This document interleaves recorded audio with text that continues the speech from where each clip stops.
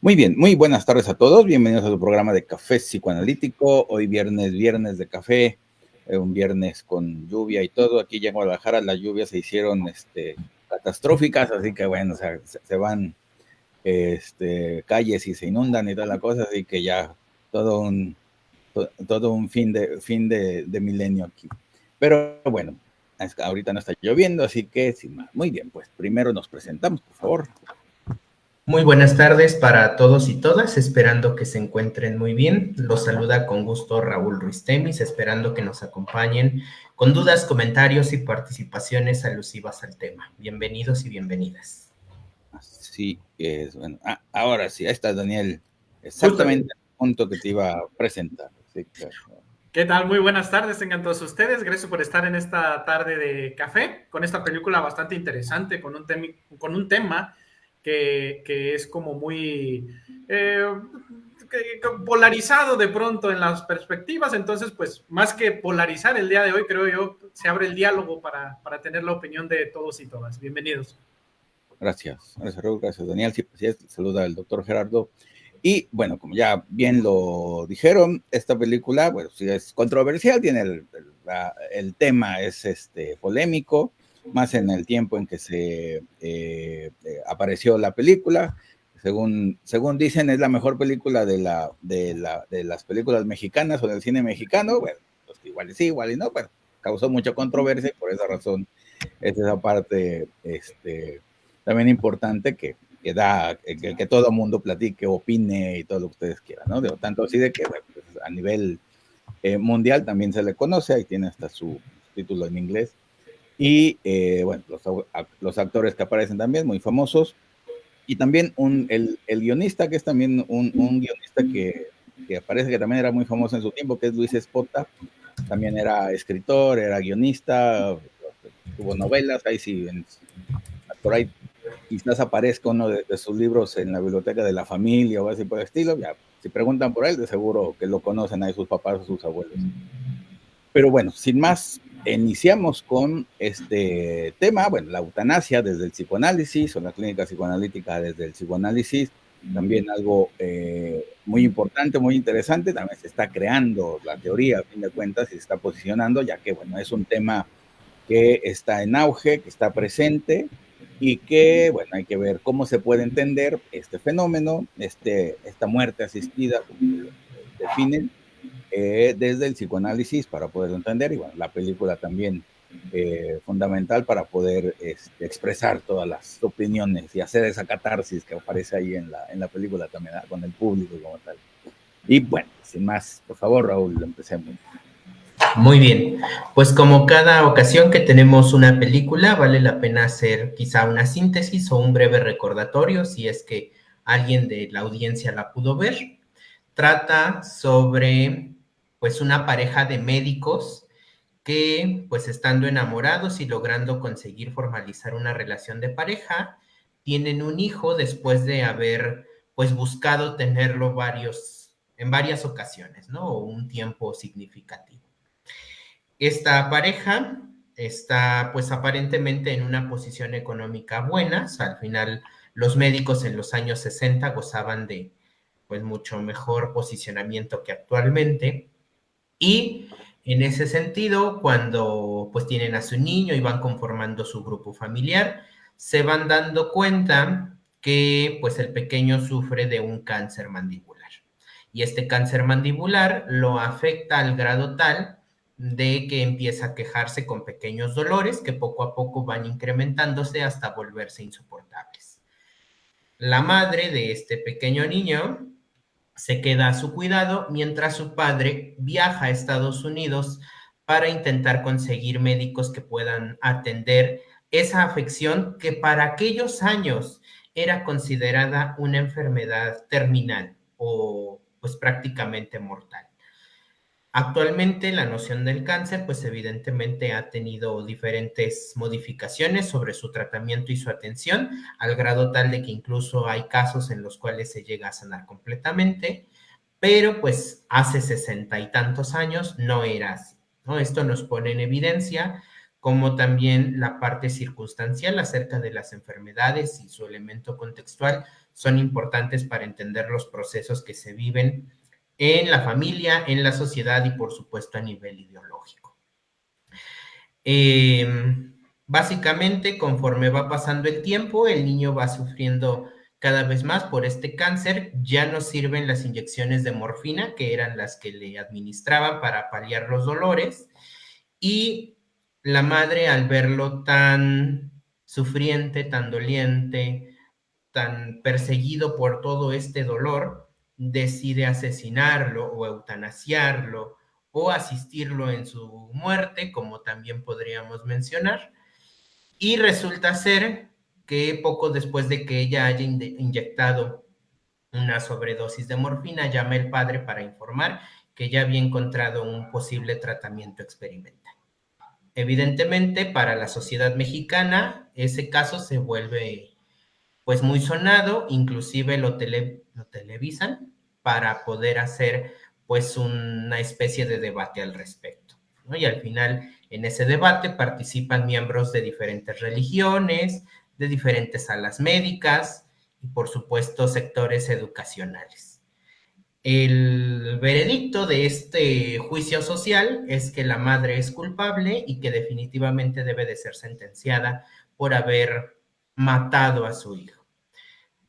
Este planteamiento breve, pues seguramente si ustedes vieron la película sabrán que es muy acotado, sin embargo solamente es para tener los puntos centrales sobre los que vamos a trabajar.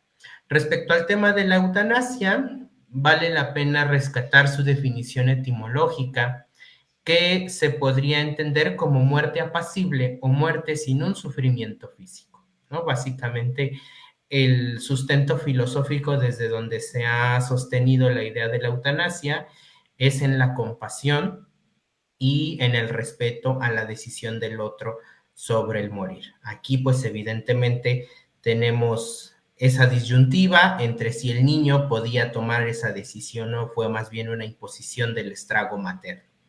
Así que, pues, vamos a tener mucha tela de dónde cortar. Iremos mencionando todos los elementos que podamos ir asociando al tema. Le paso la palabra al maestro Daniel por lo que él guste agregar. Muchas gracias. Pues bueno, hay que también, además de esta síntesis que hace el maestro Raúl, también ir contextualizando las ideologías que se van a estar presentando a lo largo de la película. Se nos presenta al médico, al esposo, a Javier, como un asiduo católico, muy allegado a la ideología católica, muy religioso, y por el otro lado tenemos a Consuelo, que es la doctora y madre de este pequeño, como una persona de ciencia, como una persona que abiertamente se considera no creyente, ¿no? Entonces, desde un primer momento, aquí ya se están contraponiendo las dos ideologías que hacia el final de la película también van a tener este peso. Y recordemos que cuando hablamos de estas cuestiones de justicia, cuestiones de juicios de valor, claro que importa el contexto desde la ideología en el que lo estemos presentando, ¿no? Y en un tema como este, en el cual estamos frente a una persona que sufre, ¿qué tipo de definición le vamos a dar a esta asistencia, ¿no? Comúnmente cuando hablamos de eutanasia se llama muerte asistida, y si nos vamos también a la definición de la asistencia, tiene que ver con el recurrir a auxiliar o a prestar socorro a alguien. Pero tenemos que contextualizar nuevamente a qué nos referimos con esto. Es asistencia, es auxilio cuando prestamos ayuda a alguien que no la solicita. Creo yo estamos en definiciones diferentes cuando hablamos, por ejemplo, de una eutanasia con un adulto, con un deseo incluso hasta vuelto consciente de decir, pues bueno, yo ya no deseo vivir o presento esta enfermedad, me gustaría pues dejar aquí las cosas. Y en este caso que nos presentamos frente a un pequeñito que todavía ni siquiera tiene la contextualización de la vida, de la muerte, del sufrir, pues cómo de pronto podemos juzgar, por así decirlo, juzgar una situación que es diferente a la otra, ¿no? Con exactamente los mismos ojos. Esto nos abre el debate que me parece, yo no había visto la película y me parece muy, muy, muy importante, muy divertido, incluso en el cómo en una película se presenta y se desarrolla este juicio a nivel de debate, como si fuera un programa de hoy de Laura en América, como si fuera esta mesa de debate que luego tenemos ahí con los políticos, etcétera, y cómo se televisa entonces dentro de la película este caso que se vuelve mediático, ¿no? Cómo cada quien va a tener una opinión ahí en esta mesa de debate. Nos ponen a representantes de religiones, de las leyes, tenemos ahí un doctor en leyes, tenemos a un filósofo, se nos presenta también a una maestra, se nos presenta un médico y se nos presenta, si mal no recuerdo, algo así como un químico o algo así por el estilo, ¿no?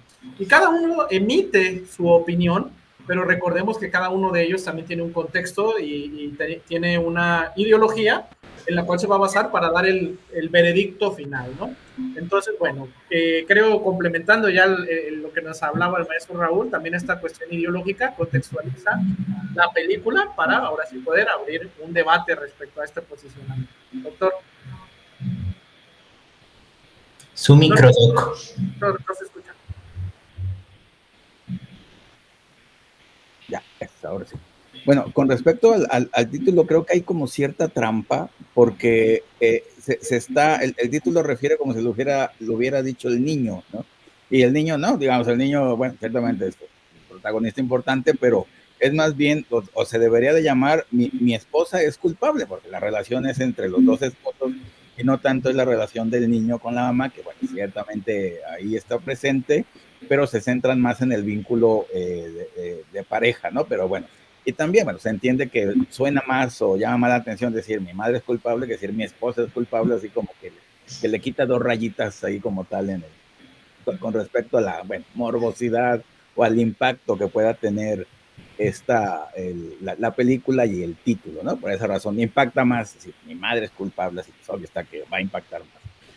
Pero bueno, también bueno, entendamos de que con respecto a la eutanasia, que digamos la polémica o la discusión o la crítica, que se entiende que está más ligado a las enfermedades físicas y al dolor físico, y que se puede entender, como se ve en la película, pues que un dolor que no se puede quitar y que va a ser insostenible, y que bueno, digamos, con el niño tiene el mismo cáncer que Freud, digamos, en ese sentido es como también hay esa semejanza, o podemos hacer esa semejanza desde nosotros, y bueno, no es lo mismo un niño que un adulto, y bueno, por lo menos, bueno, esa parte está presente, que bueno, el dolor no se va a quitar, a fin de cuentas también a Freud le va a causar lo mismo, le van a hacer eutanasia en su momento, en el 23 de septiembre, porque no aguantaba el dolor, ya no podía comer, ya tenía 3 meses sin comer, el dolor aumentaba, los medicamentos no le hacían, igual como pasa en la película, hasta que ya decide él que ya le tienen que dar la eutanasia como tal, ¿no?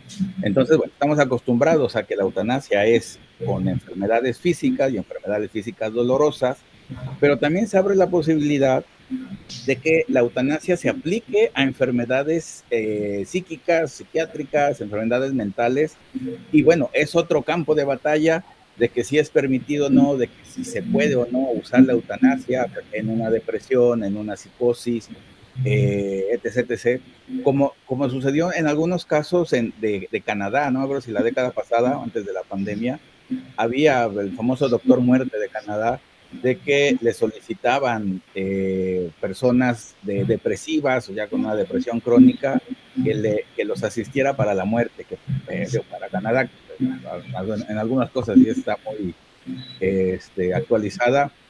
Se decía que no en ese tiempo, de que solamente la parte física o enfermedades físicas se podía utilizar la eutanasia, pero las enfermedades mentales no. Entonces, bueno, ahí está, digamos, toda la polémica, ahí está el debate a hacer de que si se puede, si no se puede, si es conveniente, si no es conveniente. Y también la otra polémica o el otro debate es con respecto a las enfermedades a las enfermedades físicas crónicas, como puede ser diabetes, hipertensión, otras tantas, artritis, que aparece el dolor o aparecen las complicaciones, pero la persona todavía puede tener una funcionalidad o tiene una funcionalidad en su vida, y que aunque sea una enfermedad mortal o no, o que no se pueda curar, puede sostener su vida o su funcionamiento bueno, así como tal, entonces no necesitaría la eutanasia, ¿no? Entonces, bueno, ahí están esos como 3 debates: enfermedades crónicas, enfermedades, bueno, terminales y enfermedades mentales, que, bueno, digamos, nosotros más nos correspondía esta parte de las enfermedades mentales, pero bueno, ahí están a discusión las 3. Y bueno, el ejemplo de la película, por supuesto que, bueno, con un niño que ciertamente va a ser más impactante, ¿no? El uso de la eutanasia, pues porque es un niño como tal, pero bueno, es un niño con una enfermedad mortal y terminal, y bueno, bien sabemos que esos significantes van a impactar mucho a la persona, ¿no? Niñez o niño, más enfermedad mortal, más dolor, pues ¿quién lo va a soportar, no? Entonces, bueno, el debate, una cosa es vivirlo, otra cosa es criticarlo desde, bueno, ahí en la mesa de debate. Una cosa es de afuera, como dicen, ¿no? Una cosa es estar en los toros y otra cosa es verlos desde sentados, ¿no? Cómodamente. Entonces, bueno, es un tema, digamos, bueno, interesante y actual, pues, para saber qué se va a hacer en estos casos cuando sucedan o cuando empiecen a aparecer, ¿no? Raúl, por favor. Una problemática que se suma también a los abordajes y entendimientos y posicionamientos acerca de la eutanasia es que la muerte se terceriza, ¿no? La muerte está siempre involucrando al menos a 3 elementos, mientras que, por ejemplo, en el suicidio la muerte es individualizada. Se dice que en el suicidio las personas no pierden la vida, sino que el sujeto a los demás otorga su muerte. Mientras que en la eutanasia lo que sucede es que tienes que participar o eres partícipe de ese arrancar la vida al otro. Sin embargo, ahí tendríamos ya que empezar a ver que uno de los grandes impedimentos acerca de empezar a comprender los posicionamientos acerca de la eutanasia son las restricciones de la moralidad y no tanto de la ética. Ese es un problema porque como profesionistas, al menos desde el psicoanálisis, es falsa la idea de que en la clínica tus posicionamientos personales se quedan afuera. Eso es muy parcial, eso es muy escindido, muy esquizoparanoide, diría Melanie Klein. Nuestras apreciaciones subjetivas individuales, nuestras idiosincrasias, tienen que estar lo suficientemente integradas como para que no generen una interferencia respecto a los conflictos de quienes nos consultan. La parte eutanásica debe de ser vista desde las diferentes vías que podamos argumentar teóricamente para problematizarla, no tanto para justificarla. Y una de estas propuestas es la de Philippe Julien, que en el libro que mencionábamos la semana pasada sobre dejarás a tu madre y a tu padre, menciona que hay 3 leyes de la cultura que deben de imperar para el bienestar de las personas. La primera, precisamente, se llama ley del bienestar, que involucra buscar todos estos elementos salutíferos, aproximativos al bienestar en su más amplio alcance, bondadosos, benéficos, integrándolo con los elementos que puedan resultar aversivos, conflictuantes y negativos. La segunda ley es la ley del deber. Esta ley del deber imprime obligatoriedad a que se sigan transmitiendo generación por generación las 3 leyes de la cultura o las 3 leyes edípicas. Y la tercera ley es la ley del deseo, ¿no? O la circulación social, donde evidentemente existe esta enunciación edípica de el padre a la madre que dicta no te quedarás con tu hijo, del padre al hijo que dice no te quedarás con tu madre, pero también de la cultura al padre que le dice insertarás a tu hijo o hija en el medio social.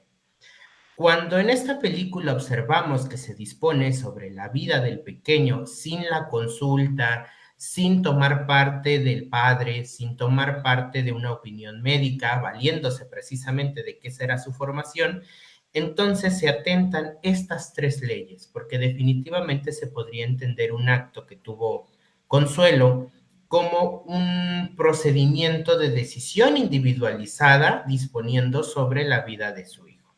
Sin embargo, pues nos tendríamos que hacer la pregunta, ¿valía más que lo dejara sufriendo, que lo dejara agonizando como ya se mostraba?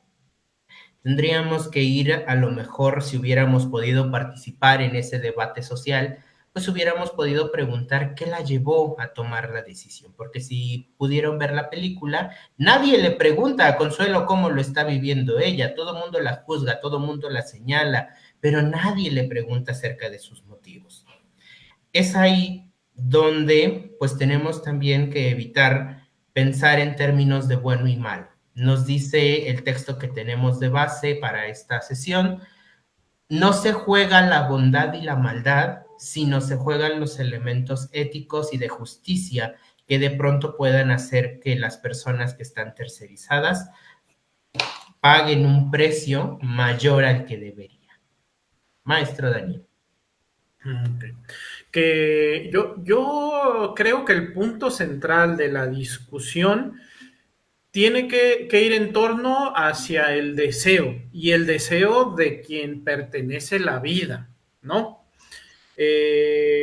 Habrá circunstancias, a lo mejor, pues muy extraordinarias, circunstancias a lo mejor incluso circunstanciales que nos lleven o que lleven de pronto a lo mejor a un familiar a poder decidir sobre su paciente, sobre su familiar, pero al final de cuentas son circunstancias específicas.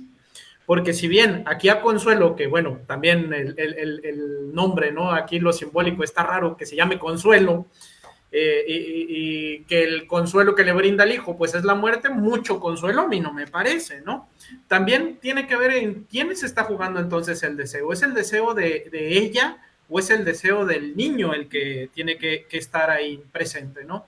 Hacia el final de la película, esta mujer que está en silla de ruedas, que es discapacitada y que pide la palabra, creo yo tiene un buen mensaje que tenemos el problema que estamos hablando y debatiendo. Digo, en primer lugar es una película, ¿no? Pero también respecto a la vida de un niño que en este caso, pues, ficticiamente ya murió, ¿no? Y podríamos decir, ay, seguramente él quería esto, o seguramente él pensaba esto otro, pero nunca lo vamos a saber si no le preguntamos, ¿no? Y cuando ya hicimos, en este caso, ¿no? Que ya se tomó una decisión, pues evidentemente no vamos a nunca saber lo que el niño quería, ¿no? Que si sus capacidades cognitivas no le daban para el entendimiento, para el discernimiento, creo yo, eso es otra cosa. La cuestión aquí está en esta cuestión del deseo. Esta persona discapacitada que pide la palabra, habla ella acerca del deseo de vivir. Ella lo pone muy a la par, ¿no? De una situación instintiva, con el deseo de vida, y que decir que incluso hasta en las circunstancias más complicadas, el ser humano quiere vivir, ¿no? Yo contrapondría esa idea respecto también a la pulsión de muerte y deseo de muerte que está presente en algunas personas. El doctor ahorita nos hablaba no solo de las cuestiones o enfermedades físicas, sino también aquellas psíquicas emocionales, ¿no? Como situaciones de depresión, en que la persona a nivel físico a lo mejor está muy bien, pero quiere morir, anhela morir, ¿no? Entonces, esta película a mí me planteó esas dificultades, ¿no? De si de por sí a mí ya me parece que la madre impone su deseo al hijo, luego yo también como espectador venir a poner mi juicio sobre la decisión de la madre que decidió sobre el hijo, va a ser una cadenita realmente de nunca acabar, ¿no? Y creo yo, así como se plantea la película en términos judiciales, pues habría que tener esa perspectiva, una perspectiva judicial, en la cual hay ciertas normas y que no nos podemos brincar nada más porque a mí se me antojó, que podría ser injusto, que podría ser condenable, que podría ser justificable, etcétera, etcétera. Tal vez sí, pero para algo existen las normas, ¿no? En una sociedad. Y que bueno, en esta película se supone que abre la puerta a un diálogo que desafortunadamente se quedó en una película que marca el cine mexicano, pero que en México no se habla del tema tampoco, ¿no? Que tenemos estas discusiones sí presentes, por ejemplo, en Canadá, por ejemplo, en Europa, en la cual se pueden llegar a tomar este tipo de tratamientos para llegar a la eutanasia, pero en México no. ¿Por qué? Porque justamente nuestras ideologías que siguen siendo cerradas, que siguen siendo ideologías en las cuales nos posicionamos en equipos diferentes y no nos damos cuenta que formamos parte de un mismo equipo, la polaridad nunca va a llegar entonces a tener, llegar a acuerdos, vaya, ¿no? Y creo eso es lo que se plantea en la película, que resuelve, como película, resuelve muy bien el final de la película, que es el amor. En el punto en el cual somos tan diferentes, yo creyente, tú atea, yo esperanzado en la vida de mi hijo, tú por tu parte queriendo brindarle un consuelo a su dolor y terminando matando o asesinando al hijo, al final deciden estar juntos, se supone, o lo plasman en la película como una situación de amor. Pero en aras del amor se han cometido un montón de atrocidades, ¿no? Que también nos abre un problema entonces, porque incluso, ¿no? Si le preguntamos las motivaciones a Consuelo, diría que por amor, por piedad hacia su hijo, por no querer ver sufrir a su hijo, y entonces estaríamos también justificando un asesinato en aras del el amor. Doctor. Sí, completamente cierto. Y bueno, ya, tanto la eutanasia, pues, se ve en la película de que por qué razón hay una mesa de debates con tantos actores diferentes, en el sentido opinólogos o, bueno, gente experta que va a opinar, es porque a todas las personas, a todas las partes de la sociedad, le interesa y tiene algo que decir, ¿no? La parte de ciencia, la parte de leyes, la parte religiosa. Se me hace curioso que en la película invitan a tres religiones y nomás habla una. Dice, bueno, ¿y por qué no hablan el rabino y el pastor? Pues también que diga algo que no sea diferente al sacerdote, pero bueno, ahí sí, están de acuerdo. Entonces, bueno, esa parte, bueno, y el problema es, creo yo, que también cuando es una mesa o es un debate donde todos pueden hablar, incluyendo el público, pues nunca se va a poder llegar a nada, lo voy a poner de esa manera, ¿no? Porque todas las opiniones van a valer porque está abierto, y la parte emocional, la parte científica, la parte de las leyes, ¿no? Que el abogado es el malo ahí de la mesa.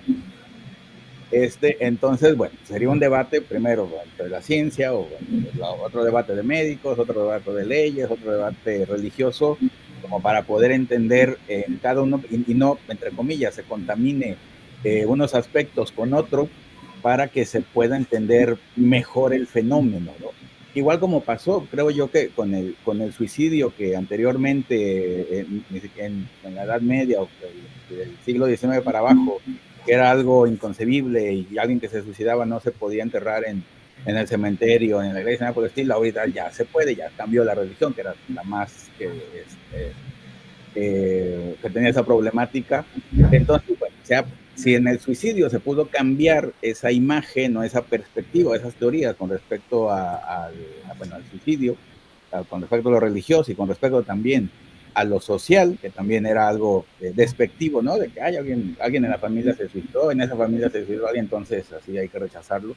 Entonces, bueno, ahorita la problemática es esta, que es la eutanasia, y por lo tanto, bueno, el debate sigue estando el debate, hay un debate pendiente, como bien lo dice, bueno, aquí en México y en muchas partes del mundo, que todavía no se define qué sí, qué no, y se tienen que sumar todos los aspectos para poder entender bien el fenómeno y no quede ciertamente ninguna parte fuera.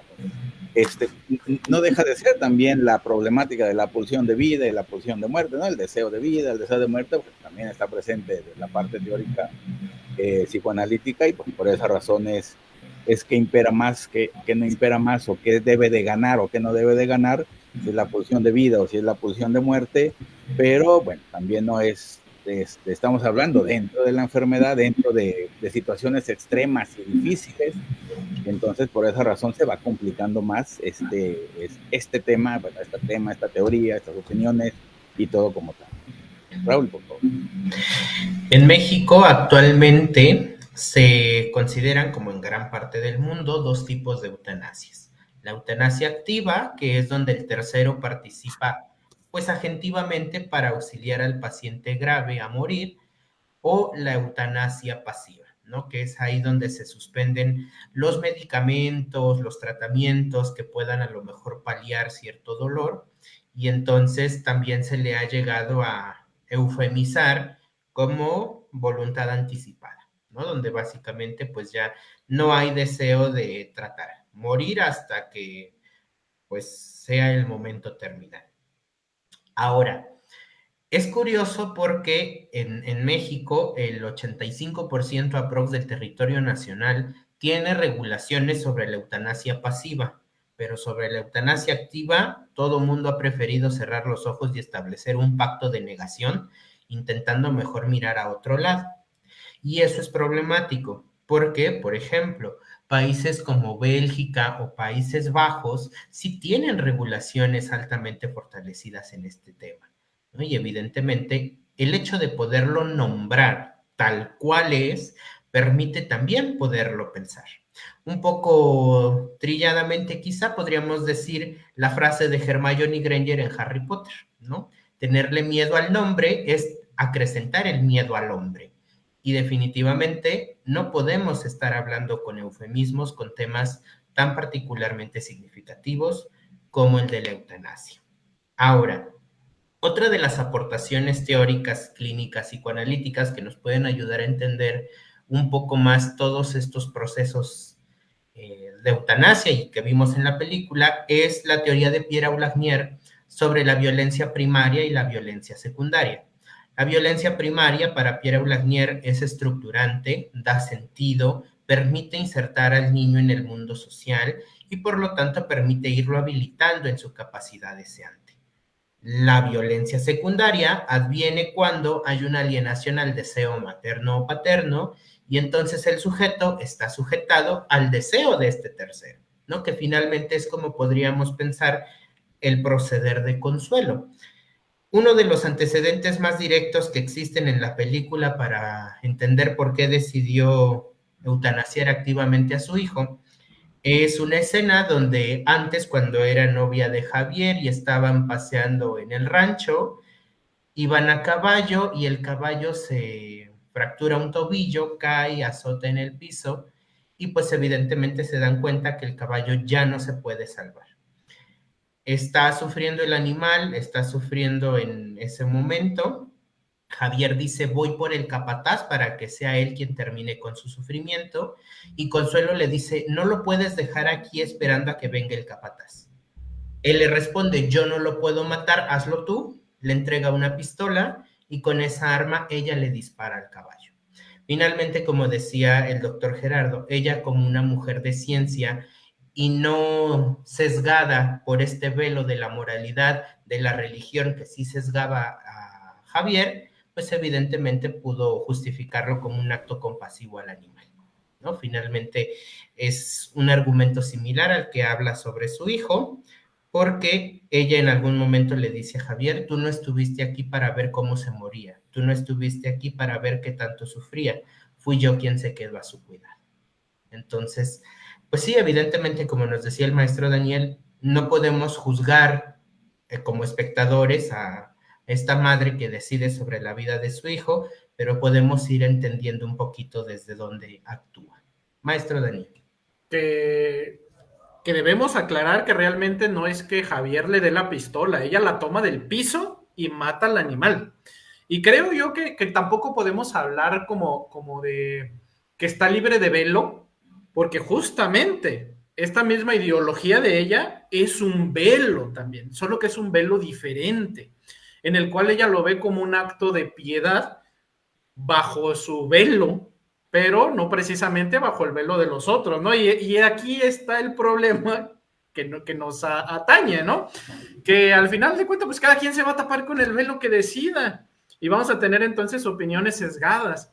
Respecto a la situación que tenemos en México es que está penalizado, y aunque como bien lo está mencionando el maestro Raúl, generalmente de forma pasiva, incluso es hasta aceptable, esta parte en la que tenemos a un familiar muerto, llega el médico, nos dice, la verdad es que no hay mucho que hacer, el tratamiento que le demos solo va a extender su sufrimiento y entonces las personas o los familiares usualmente es cuando deciden, pues entonces ya no más tratamiento y la persona termina falleciendo, ¿no?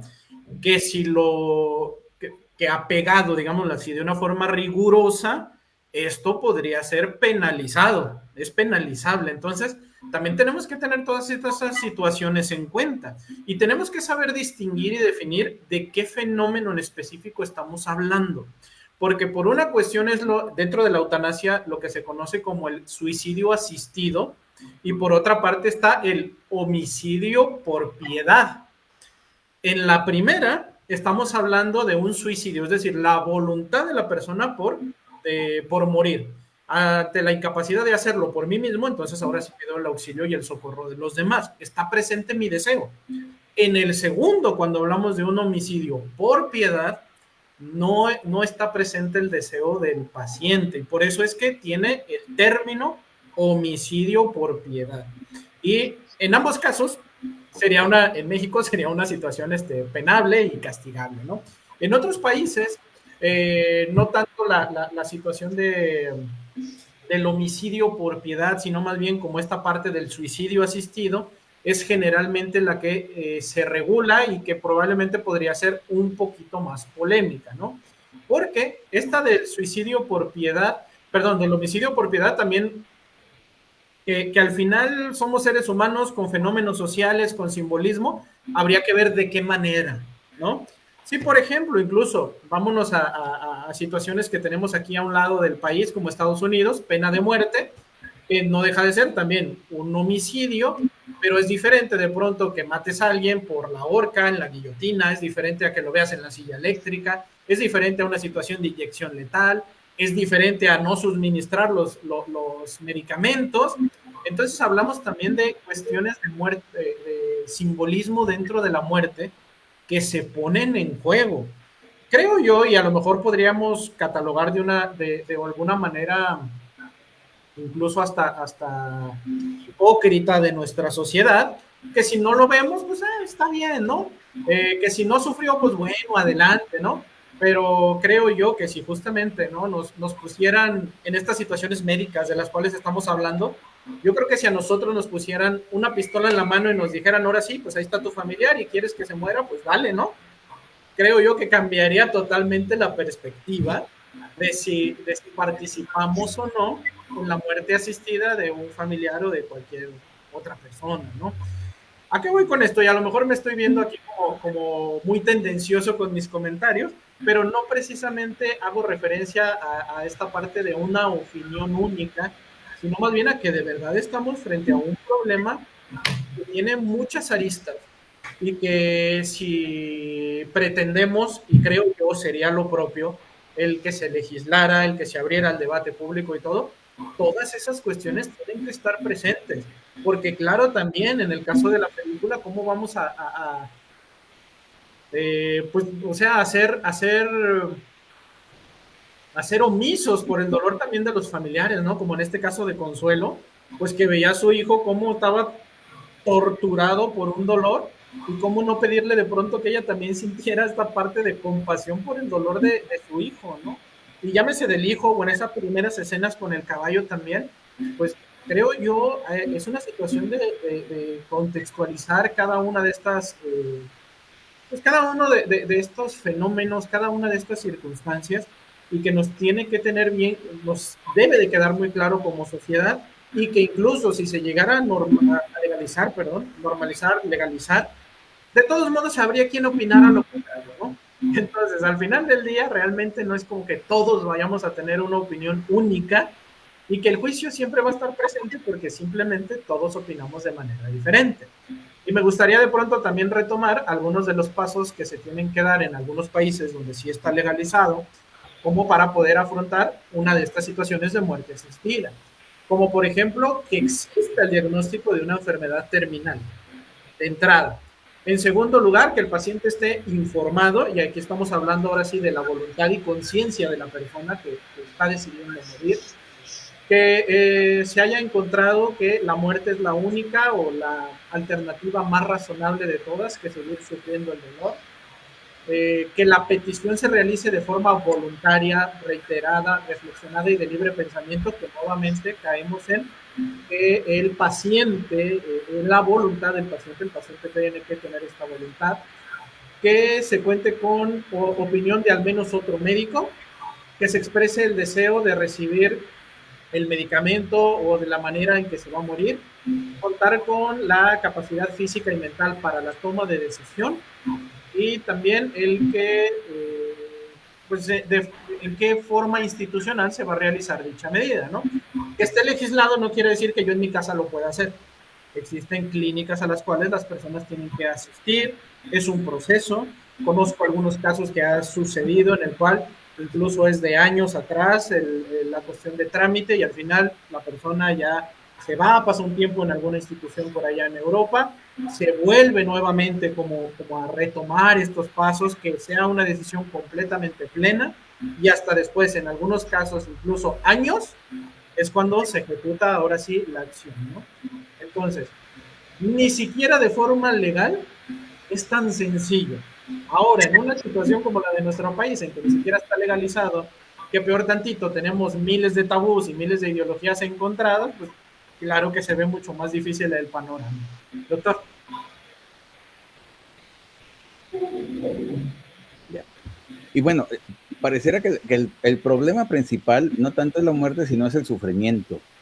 Es el debate con cuánto sufrimiento soporta la persona y los familiares o quien lo está cuidando, ¿no? Si no hubiera, o si ese sufrimiento, como bien sabes, bueno, si es mínimo, digamos que no hubiera problemas ni siquiera se estaría hablando de eutanasia, pero el problema es ese sufrimiento extremo, mayor o insoportable, tanto del paciente como de los familiares, ¿no? Que unas personas soportan más, otros menos, sabemos del umbral del dolor. Entonces pareciera aquí que la pregunta sería cuánto sufrimiento estamos dispuestos a soportar, tanto al padecerlo como al acompañarlo, ¿no? Entonces ese es un gran problema también, ¿no? Digamos, un problema anexo con respecto a la eutanasia y a las enfermedades terminales. Si las enfermedades terminales no dieran dolor, yo creo que o algunas enfermedades que no dan dolor, pareciera que es más sencillo plantear la muerte o plantear estas problemáticas que cuando sí hay sufrimiento. Y una escena todavía anterior a la del caballo, creo que es anterior, sí, pues anterior al caballo, es la de cuando se derrumba el edificio y hay una persona que tiene prensadas las piernas y que le dice, bueno, que si se le va a amputar, ¿no? Y que el aparato para quitar esa losa o esa pared iba a tardar como media hora, dices, pues media hora puede esperarse y le salvan las piernas, ¿no? En vez de amputársela a las dos. Y ella dice, ¿no? Que no soporta ver a alguien sufriendo. Dices tú, bueno, entonces el problema es de ella, que no soporta el sufrimiento, no lo puede tolerar, y ahí ya hay algo, bueno, ahí está el famoso gran otro, ahí lo que están en los comentarios diciendo de que ella es la que no soporta el sufrimiento en los otros, ¿no? También por lo de su historia de su papá y que le pone esa cosa.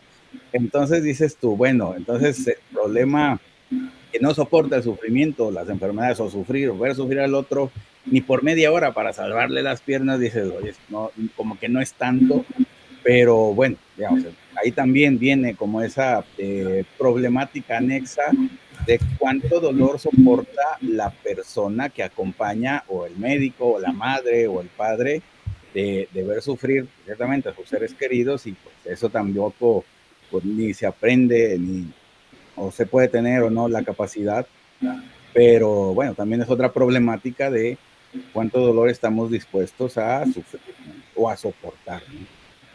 Pero antes de seguir con el tema, por favor, Raúl, invítanos al curso. Muy bien, pues este tema está en el marco de la invitación a la certificación de tanatología clínica psicoanalítica que vamos a iniciar el próximo 5 de septiembre, es jueves. Tenemos clases grabadas, material de lectura todas las semanas y asesorías en vivo cada 15 días. Es un programa de estudios que, como les mencionaba en alguna ocasión anterior, reformula el que ya se lanzaba anteriormente sobre cuidados paliativos, pero ahora lo lanzamos a una aplicabilidad más clínica. Entonces, quizás si alguno o alguna de ustedes ya cursó el programa que se lanzaba anteriormente, este que tenemos ahora es completamente distinto. Abordamos propuestas de Freud, de Klein, de Bleichmar, de autores contemporáneos como Pierre Charazac, Nacio. Retomamos también algunos autores que trabajan la antropología de la muerte, los fundamentos de Kubler-Ross, pero únicamente como apuntalamiento para seguir problematizando la evolución de la tanatología desde que inició como elemento forense, pasó a ser hospitalaria, después médica y ahora clínica, ¿no? Entonces, pues la propuesta para todos y todas está, ojalá se quieran y puedan unir. Insisto, empezamos el día jueves 5 de septiembre. Correcto, ahí está la invitación. Bueno, saludos a Eric y a José Luis allá en Radio Morir, que ya hace rato que siempre los hablamos después que se acaba el programa, entonces ni lo oyen, nadie, se acaba ahí a las 55, pero bueno, saludos. Continuemos, Raúl, por favor. Muy bien.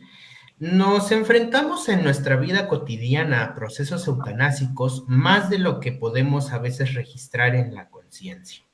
Por ejemplo, decía el maestro Daniel, yo quisiera ver dándole al familiar, ten la pistola en la mano, pero a veces no tenemos propiamente ni la pistola, ni el cuchillo, ni ningún tipo de arma tal cual. Pensemos en estos procesos donde se tiene que desconectar a un enfermo que está hospitalizado. O, por ejemplo, con nuestras mascotas, cuando ya las vemos muy avanzadas en edad y decimos las llevamos a dormir. En realidad son procesos eutanásicos que no atañen a un humano, sí, pero sí a un ser vivo. Este velo que comentaba yo, que retomó el maestro Daniel, o el gran otro que retomaba el doctor Gerardo a partir de los comentarios, es cierto, ni nadie de nosotros está libre de un imperativo categórico dictado por un gran otro. Todos tenemos este velo que de alguna manera nos permite contactar con las circunstancias del mundo exterior. Pero voy a introducir una frase de la obra de Rebelión en la Granja de Orwell. Ahí en los enunciados de la granja animal está un principio que es todos los animales son iguales, pero cuando Napoleón toma a la granja y se pone como dictador, lo recompone y dice todos los animales somos iguales, pero hay algunos que somos más iguales que otros. Lo mismo lo pondría en esta parte del velo. Todos los velos sesgan, pero algunos sesgan más que otros. Y ese es un punto crítico que tenemos que ir pensándolo.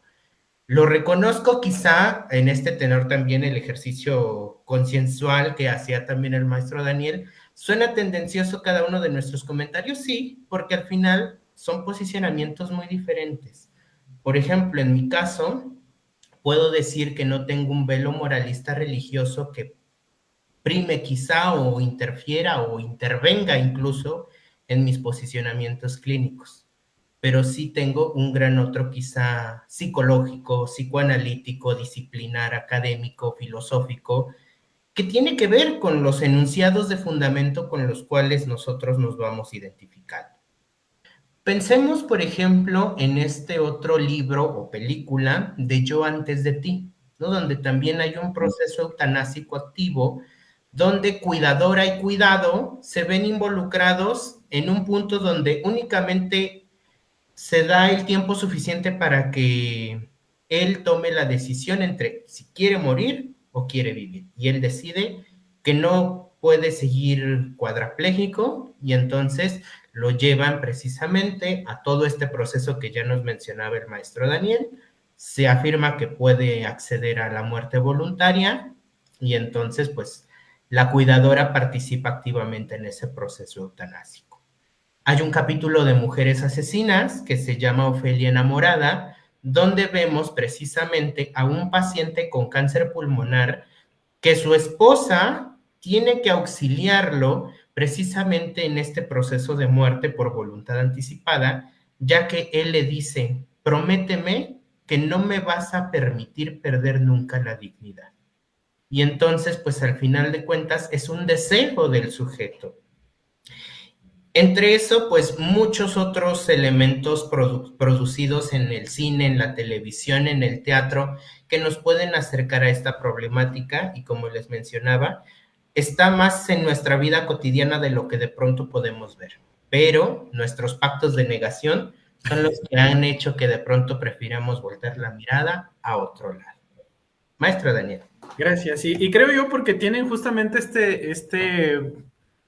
este toque de ser situaciones críticas y que nos trastocan, digo, hablando de seres que queremos, incluidas las mascotas, pues está en juego nuestro propio narcisismo también, ¿no? El desprenderse de un alguien, pues claro que va a doler y es algo que que sesga también de pronto nuestra decisión. Y justamente retomando por aquí el comentario que alguien nos hace, perdón, María, que nos dice desde la parte de lo legal que por qué sí con las mascotas está pues fácilmente regulado, estrictamente legal, las mascotas son considerados bienes inmuebles, es decir, son cosas. Y yo con mis cosas hago lo que quiera.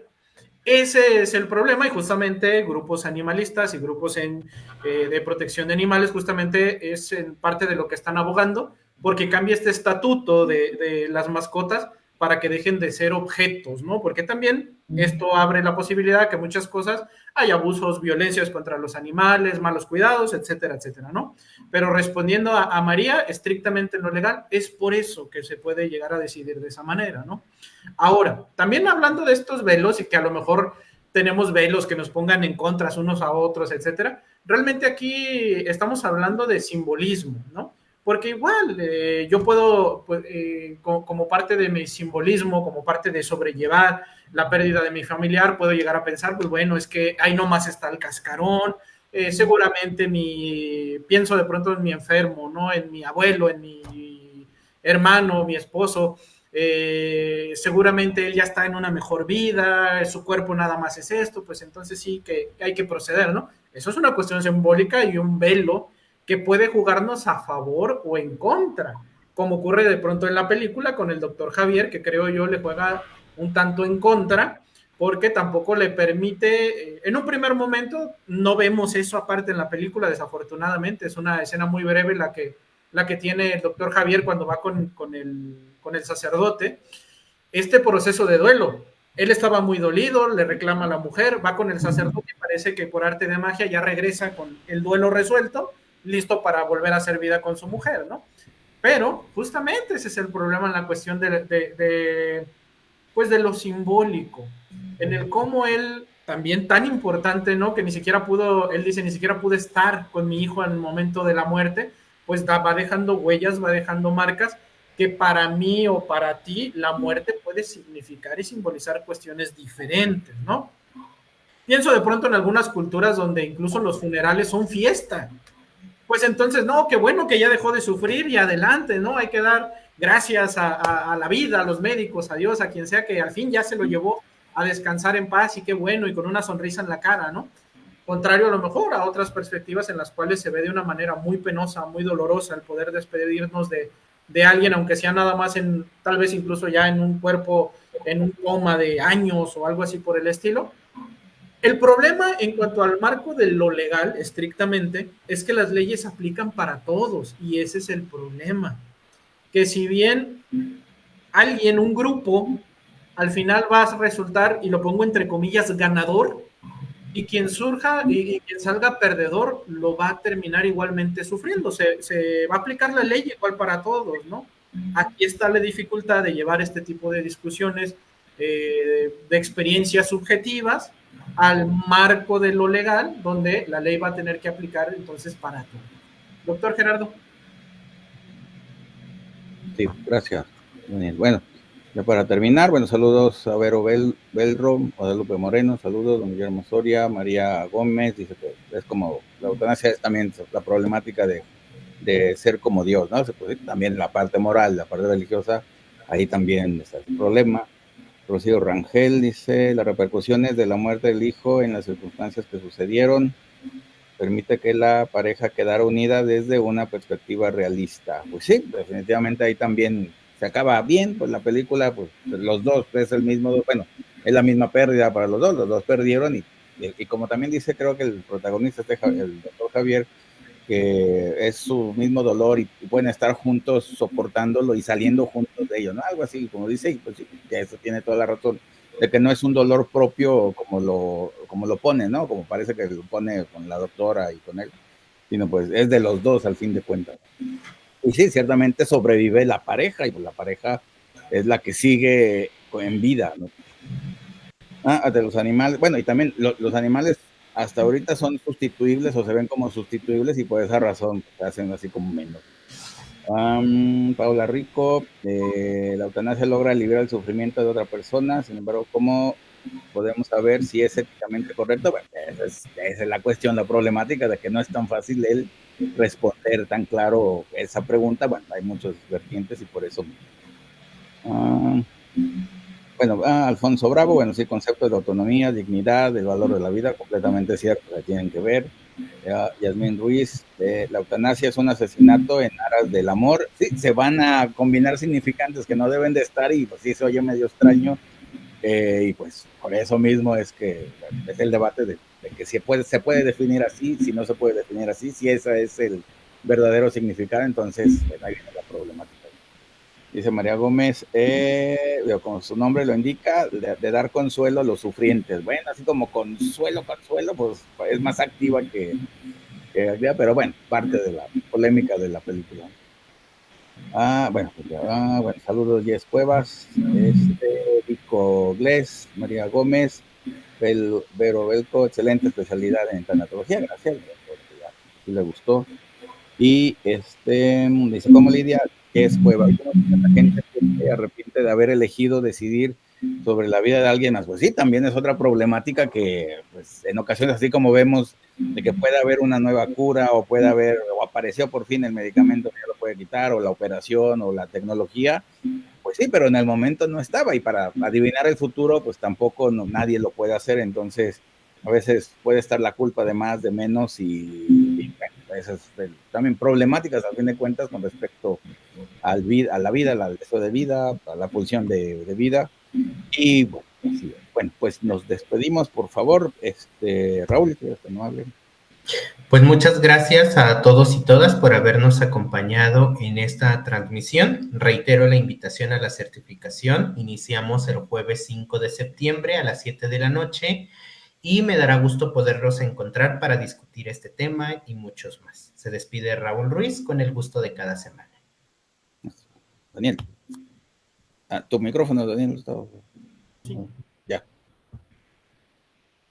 Ahora sí, sí, ¿verdad? Va. Sí, bueno, pues agradezco que hayan participado con nosotros el día de hoy. Como al inicio del tema lo dijimos, pues bueno, opinión de este tema, cada quien va a tener la suya. Y que justamente lo bueno de problematizar es poder dialogar respecto a este tema y muchos otros en los cuales nos afectan como sociedad, y más en temas como en este, donde realmente hay un sufrimiento de una persona y que tenemos que valorar también esa parte, ¿no? Hablamos de la parte como empática respecto, ay, ¿cómo es posible que le quiten la vida a una persona? Pero también está la otra parte empática, cómo una persona está sufriendo y cómo eso a veces no lo queremos ver, ¿no? Entonces, realmente este es un tema como para llevarnos mucho tiempo, y como bien ya se ha hecho la invitación, pues bienvenidos también a este curso y otros que tenemos aquí en Unifor. Muchas gracias por estar con nosotros el día de hoy. Gracias Raúl, gracias Daniel. Sí, siempre va a estar también la calidad de vida, que también ya es parte fundamental del bienestar de la persona y de la familia y de la sociedad. También ahí está presente, ¿no? Déjame ver ya por último, decía Rubí Sánchez, bueno, uno de sus puntos que dice, cuando nuestros deseos ante el dolor comprometen al otro. Pues sí, esa es la otra problemática, de que es mi deseo, es el del otro, es de los dos, es terminar el sufrimiento del otro o el mío o los dos. Y bueno, es que son muchas cosas que tienen que plantear y quedar lo más claro posible para poder entender y comprender estas situaciones, ¿no? Entonces, pues también se tienen que discutir y hablar ampliamente como para poderlos entender.